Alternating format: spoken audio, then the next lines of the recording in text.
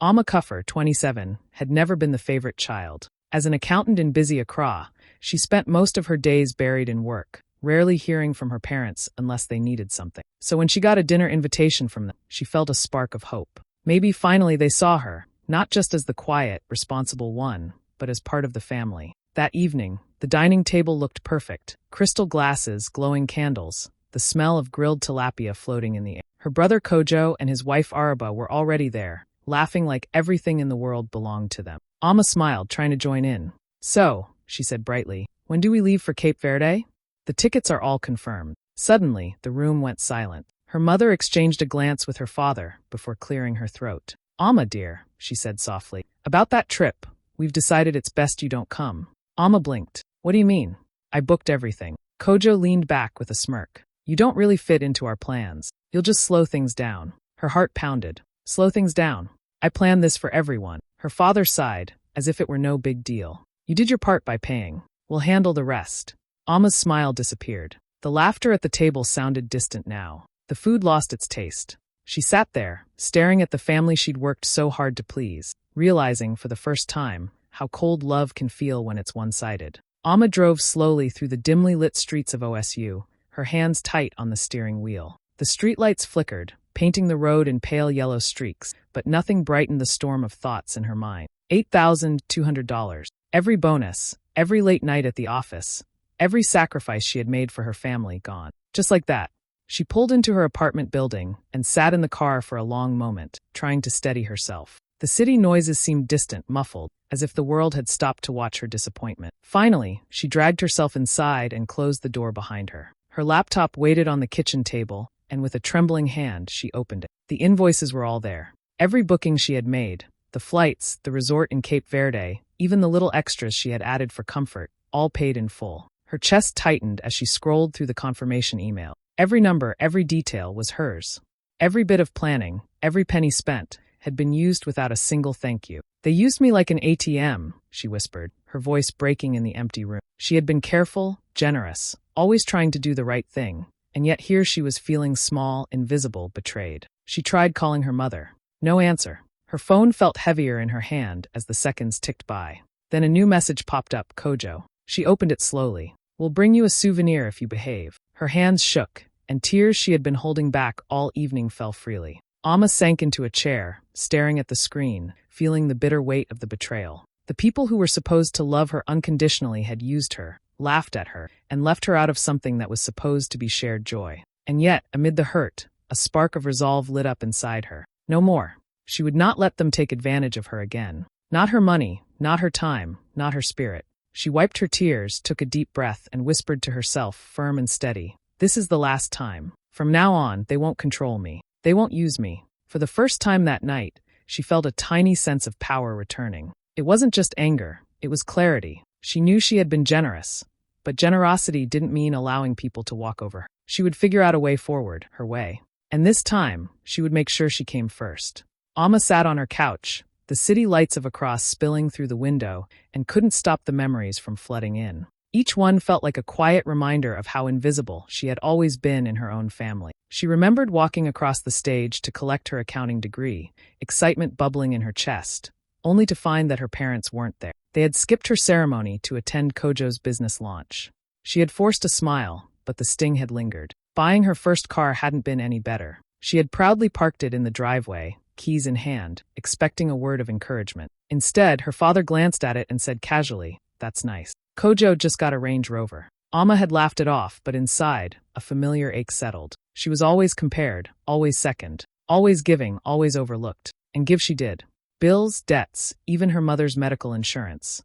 She had quietly covered them all, believing that family helped family. And they had taken her for granted every single time, treating her generosity as an expectation, not a gift. The phrase "family helps family" had always carried a sharp edge, like a reminder that her role was to provide, never to be celebrated. Alma whispered to herself, almost under her breath, maybe family shouldn't hurt family. The thought felt strange, foreign, but also freeing. She needed someone to talk to, someone who would understand. She grabbed her phone and called Efua. When her friend picked up, Alma spilled everything. The dinner, the trip, the money gone, the betrayal. Efua laughed, a bitter, sharp sound that made Alma smile despite herself. "Alma," she said, You paid for a trip you're not even going on. Maybe it's time to show them who's really in control. The words sank in. For the first time, Amma saw the pattern clearly. She wasn't invisible because of who she was. She had allowed others to make her invisible. She had been the giver for too long, and it had only brought disappointment. But now she had a choice. She could continue being used, or she could reclaim the power that was rightfully hers. Sitting there, Amma felt something she hadn't felt in years, a spark of determination. The family pattern was clear, but it didn't have to define her anymore. She could break it, and maybe, just maybe, this time she would make the rules. Amma didn't yell. She didn't cry.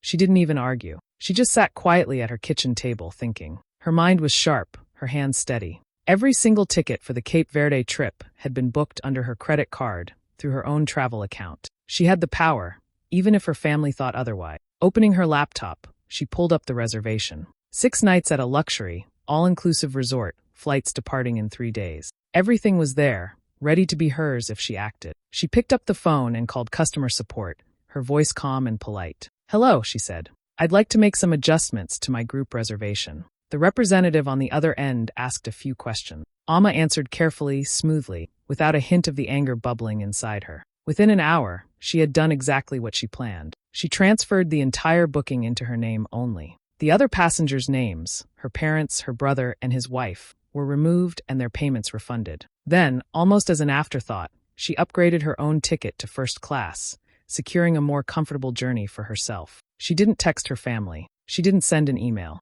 There was no warning, no threat, no gloating. Just quiet, precise execution. Every action was measured, deliberate, and entirely under her control. She closed her laptop and leaned back in her chair, taking a deep, steady breath. "They told me I couldn't come," she whispered to herself, a small smile tugging at her lips.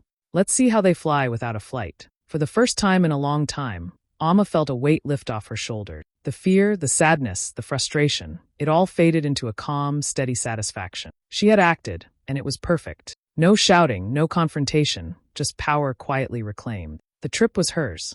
The choice was hers.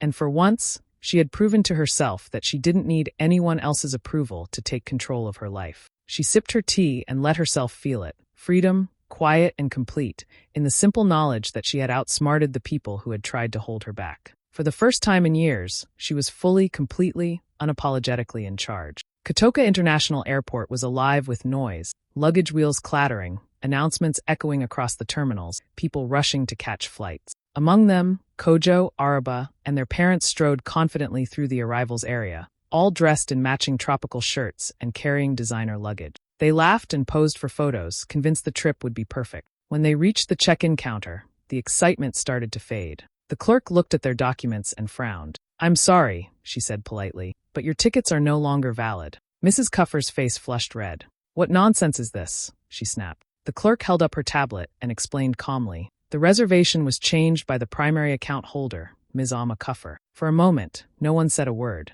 Their laughter, their confidence, all disappeared. Kojo's jaw tightened as he muttered under his breath, "She wouldn't dare." Mrs. Cuffer's hand shook slightly as she looked at the screen. She had never thought Amma could take action like that. She had assumed her daughter would accept being excluded quietly, as she always had. But here was the proof that she had underestimated her completely. Around them, the busy airport continued, oblivious to the family drama unfolding at the counter. Other travelers shuffled past, wheeling suitcases, checking phones, chatting with companions. But for the Cuffers, time seemed to stop. The expensive luggage felt heavier in their hands. The tropical shirts, once bright and cheerful, seemed absurd in the glaring airport light. Meanwhile, across the terminal, Amma sat at a quiet cafe, her laptop open, a cup of coffee steaming beside her. She scrolled through emails, checked the boarding time, and sipped her drink calmly. Her boarding pass was in hand, the flight to Cape Verde printed clearly under her name. She watched the hustle of travelers around her, feeling an unfamiliar lightness in her chest. No stress, no anger, no disappointment, just calm.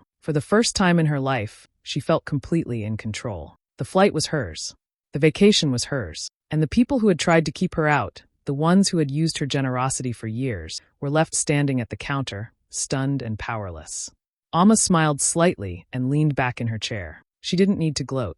She didn't need to text or call. The victory was quiet, perfect, and entirely hers. As she glanced out at the planes taxiing on the runway, she whispered to herself, "Finally, this is mine." Amma stepped off the plane in Cape Verde, the warm ocean breeze brushing her face. For the first time in years, she felt completely alone, and completely free. There was no tension, no expectations, no one to take from her. She breathed in deeply, letting the salty air fill her lungs. This trip finally was hers. She made her way to the resort and checked into the Ocean View suite. It was the same room her parents had planned to share, the one she had booked months ago, painstakingly arranging every detail. She walked onto the balcony and stared at the endless blue waves stretching to the horizon. The sun reflected off the water, sparkling like tiny pieces of glass, and Amma felt a serenity she hadn't known in years. "First vacation that's actually mine," she whispered, almost to herself, letting the words sink in. She had always been the one giving, planning, sacrificing, making sure everyone else was happy. But now, for the first time, it was about her. She smiled softly, feeling a calm power in that moment. Her phone buzzed on the table. She ignored it at first, letting the sound fade into the background. The calls kept coming, notifications piling up. Her mother, her father, Kojo, Araba. But she didn't pick up. She wasn't ready for drama or guilt. Not now. She opened the last message from her mother. "Amma, please fix this. We can't get on the flight." Amma read it slowly, a faint smile curling on her lips. She typed back, "You said I wasn't going. I just honored your wish." She put the phone down and leaned back against the balcony railing. Silence followed, deep and perfect. No calls, no arguing, no expectation of explanation. For the first time in her life, she wasn't defined by anyone else's desires or she could enjoy the sound of the waves, the warmth of the sun, the gentle sway of the palm trees without worry. Amma closed her eyes and let herself feel it, freedom, real and complete. Every tight chest, every worry she had carried for years seemed to melt away with the ocean breeze. She didn't need validation, forgiveness, or approval. She had her own power. Sitting there on the balcony, coffee in hand, Amma realized something she had never fully understood before. Happiness didn't have to come from others. She could create it herself. And for the first time, she was exactly where she needed to be, with no one to hold her back, no one to use her, no one to diminish her. This trip, this moment, was entirely wonderfully hers. She breathed again, smiling at the horizon. For the first time, Amma Kuffer felt truly free. Back in Accra, Kojo was furious. He grabbed his phone and went straight to social media, typing out his anger for the world to see. Some people don't know how to respect family. He expected sympathy, maybe a few comments agreeing with him. What he didn't expect was the backlash. Within minutes, screenshots of the travel bookings started circulating on receipts, confirmations, even emails. Every detail showing that Amma had paid for the entire trip herself. The internet quickly turned on Kojo and his parents. Comments poured in. She paid. She deserves it. Family entitlement is wild. Respect isn't just about shouting family. It's about not using people. People everywhere were celebrating Amma, cheering for someone who had quietly stood up for herself and refused to be. Amma didn't post anything herself. She just watched, letting the support roll in. Every comment, every message, every shared post reinforced something she had only recently realized. She had done the right thing, not out of spite, but out of self-respect. She had drawn a line, and the world noticed. Even at work, the story spread. Her co-workers at the accounting firm whispered about it around their desks, some leaning over to see her calm, confident smile. "I can't believe your family tried that," one colleague said. "And you just handled it." Another nodded, clearly impressed. Her boss called her into his office later that week, shaking his head with a laugh. "Remind me never to cross you, Amma," he said. "You don't just stand your ground, you set the rules." Amma smiled politely, feeling a quiet satisfaction. It wasn't about showing off or teaching her family a lesson. It was about claiming her own life, her own choices. For the first time, her personal strength had become public. People admired her independence, her calm control, her refusal to be a victim. She became, almost by accident, a symbol for anyone who had ever been taken for granted, for anyone who had ever been the quiet one, the giver, the one who always said yes. Amma scrolled through the messages on her phone, seeing strangers cheering her on, sharing her story, saying they felt inspired by her courage. She didn't need their praise, but it felt good anyway, a reminder that standing up for yourself doesn't just help you. It shows others that it's possible to take control of your life, even when the people who should love you most try to hold you back. Sitting at her desk that afternoon, Amma exhaled slowly. She wasn't just the girl who had been overlooked, and she was a force in her own right, and nothing anyone could do, not even family, could take that away. 2 weeks later, Amma heard a knock on her apartment door. She opened it to find her parents standing there, stiff and uncomfortable. Behind them, Kojo and Araba waited, faces tight with frustration. Amma felt a flicker of nerves, but it quickly faded. She had been ready for this moment. Mrs. Kuffer stepped forward, her voice sharp but controlled. "Amma, what you did embarrassed us," she said, looking at her daughter as if she could will her into submission. Alma straightened, planting her feet firmly. She met her mother's gaze without flinching. "What you did broke me," she said clearly. "For years, I've been your backup plan." "Not anymore." Her words hung in the room. For a moment, no one moved. Her mother's lips pressed together, and her father's frown deepened. "We are your parents," he said, his voice low but heavy with authority. "You owe us respect." Alma shook her head gently, her tone calm but unwavering. "Respect isn't given by title," she said. "It's earned through love. You've never given me that." "Not really." The room felt smaller suddenly, the air thick with tension. Alma could see the surprise, the anger, and even the shame flicker across her parents' faces. They had expected compliance, tears, maybe excuses. What they didn't expect was her voice, strong and steady, her boundaries unshakable. Kojo muttered something under his breath, but Alma didn't respond. She didn't need to. Her point was made. Her parents' pride was bruised, their control slipping through their fingers for the first time. It was uncomfortable for them, but it was necessary for her. After a long silence, Mrs. Cuffer finally turned, muttering something about leaving, and they all filed out. The door clicked shut behind them. Alma leaned against it for a moment, breathing slowly, letting the quiet settle around her. No yelling, no pleading, no fake smiles, just the truth, finally spoken and felt. For the first time, Alma felt a strange mix of relief and power. She hadn't needed to fight, hadn't needed to beg for acknowledgement. She had simply spoken her truth and held her ground. Their silence, heavy and awkward, was her victory. Sitting down afterward, she reflected on what had just happened. The confrontation hadn't changed her parents, not really. But it had changed her. She had drawn the line, and no one, not even her family, could cross it. For the first time, she realized that love and respect could not be demanded. They had to be given. And if they weren't, it was okay to walk away, to stand alone, and to finally put herself first. Alma sat at her small kitchen table, a stack of papers and her laptop open in front of her. The refunded money from her family's canceled Cape Verde tickets sat in her account, money that could have gone toward frustration, anger, or bitterness. Instead, she decided to invest it in herself. She started a travel consulting business aimed at young professionals who wanted to see the world without getting taken advantage of or stressed out.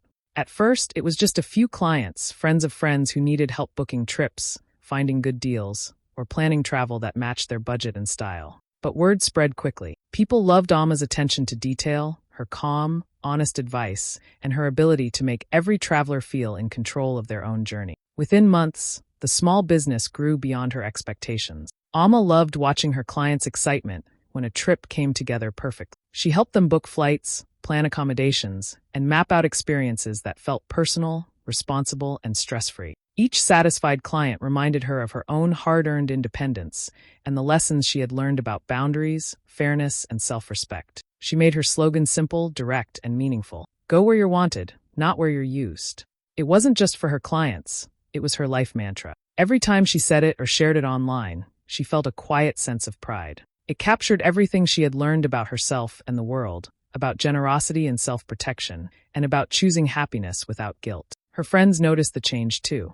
Alma's peace was radiant, her energy light and grounded. Her smile, once dismissed and ignored by her family, now shone with confidence.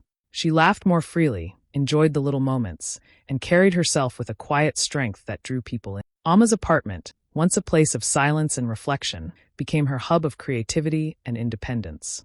She scheduled virtual consultations with clients, researched new destinations, and built partnerships with travel services that shared her philosophy of respect and care for travelers. Every success, every satisfied client, reinforced that she had made the right choice: to invest in herself, to reclaim her power, and to turn disappointment into opportunity. For the first time, Alma didn't just feel in control of her own life. She was helping others take control of theirs. She had turned a painful betrayal into something meaningful, productive, and empowering. The lessons of her past were no longer chains, they were tools, guiding her forward. As she looked out her window at the across skyline, coffee in hand, she smiled. Not the forced smile of a girl seeking approval, but the confident smile of a woman who had found herself, who had built something beautiful from her own strength, and who finally understood the value of going where she was wanted. Alma sat at a small beachside cafe in Cape Verde, her laptop open in front of her. The waves lapped gently against the shore, reflecting the golden light of the setting sun. She was in the middle of a virtual meeting with a client, calmly explaining travel options, sharing tips,